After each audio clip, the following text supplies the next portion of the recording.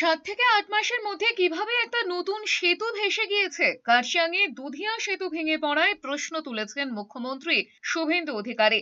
এই নির্মাণের ক্ষেত্রে কোনো রকম কাটমানির কারবার হয়েছে কিনা খতিয়ে দেখতে উচ্চ পর্যায়ের তদন্ত করা হবে বলে জানিয়ে দিয়েছেন মুখ্যমন্ত্রী। সেতু বিপর্যয়ে শিলিগুড়ি মিরিক যোগাযোগ ব্যবস্থা বিচ্ছিন্ন হয়ে গিয়েছে। আপাতত ওই রুটে যোগাযোগ ব্যবস্থা স্বাভাবিক করতে পূর্ত দফতর ইতিমধ্যেই কাজ শুরু করেছে। পাশাপাশি পাহাড়ে এবার ভূমিধস মোকাবেলায় একটি অত্যাধুনিক অ্যালার্ট সিস্টেম চালু করারও চূড়ান্ত সিদ্ধান্ত নিয়েছে রাজ্য সরকার। এদিকে দুর্যোগের মধ্যে আলিপুরদুয়ারে হাপিমারা এলাকায় ভোলা নালা সংলগ্ন একটি চা বাগানে গত রাতে বৃষ্টিতে 4 বছরের শিশুর মৃত্যু হয়েছে। ঘটনায় শোক প্রকাশ করেছেন মুখ্যমন্ত্রী শুভেন্দু অধিকারী। মৃত শিশুর পরিবারকে ক্ষতিপূরণ দেওয়ারও ঘোষণা করেছেন তিনি।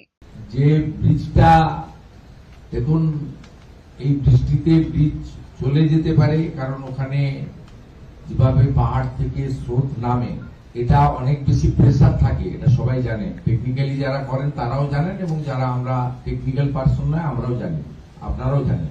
কিন্তু 1 বছরের মধ্যে, 1 বছরেরও কম সময়ে, 7-8 মাসের মধ্যে তৈরি হওয়া একটা ব্রিজ পুরো টেনে নিয়ে চলে গেল।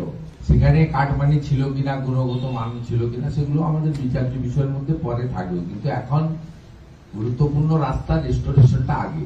আমরা সেই জন্য ওখানে পিডব্লিউডি কে কাজে লাগিয়ে দিয়েছি।